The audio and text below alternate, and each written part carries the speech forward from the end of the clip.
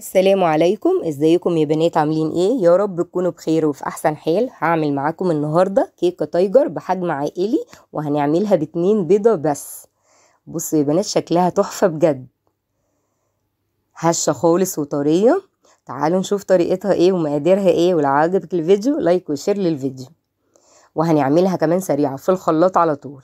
انا معايا 2 بيضه اهم، هحطهم في الخلاط وعليهم كيسين من الفانيليا وهضربهم في الخلاط اهو يا بنات.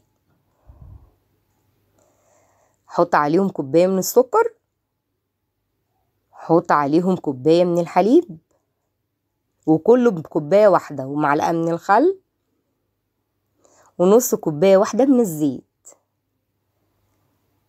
وبنفس الكوباية دي 2.5 كوباية من الدقيق نخلتهم وحطيت عليهم كيس بيكنج باودر ورشة من الملح.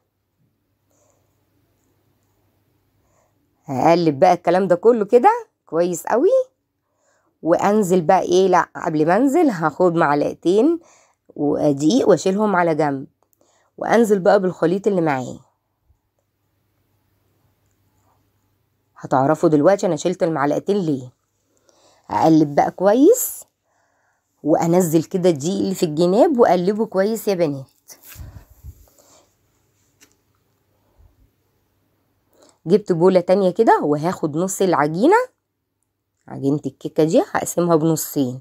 خدت نص اهو، وهجيب المعلقتين الدقيق اللي انا شلتهم على جنب هقلبهم ايه في اول نص.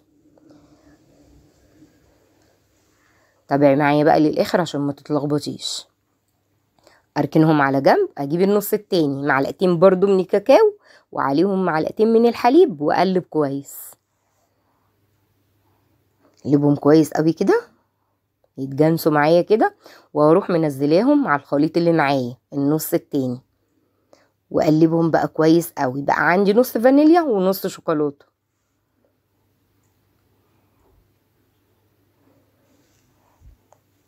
هجيب كده حاجه عشان ايه اعرف اصب بيها.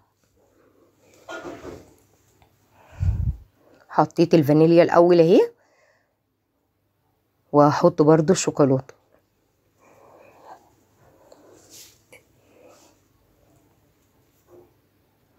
واسهل حاجه بقى تدهني بيها الصينيه هي السمنه، مش هتلزق معاكي الكيكه خالص في الصينيه. معلقه صغيره كده من السمنه وغلفت بيها الصينيه كلها.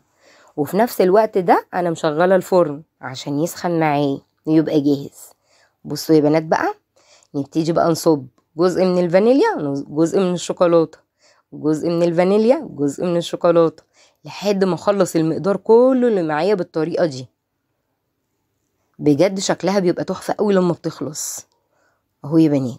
شكلها حلو قوي، خله كده بقى، وعملت ايه اشكال كده فيها زي ما انتوا شايفين اهو. دخلتها بقى الفرن على الشبكه، واول ما خرجت معايا لونها ده تحفه بجد اهي. سبتها بس تهدى شويه عشان كانت سخنه، وابتديت اقطع منها. تعالوا بقى نشوفها مع بعض طريه قد ايه اهي يا بنات. طريه بجد جدا وجميله. عملت معاها بقى شاي بلبن وقعدت بقى مع نفسي حلوه بجد، من احلى الكيكات. جربوها بقى وما تنسونيش. مع السلامه.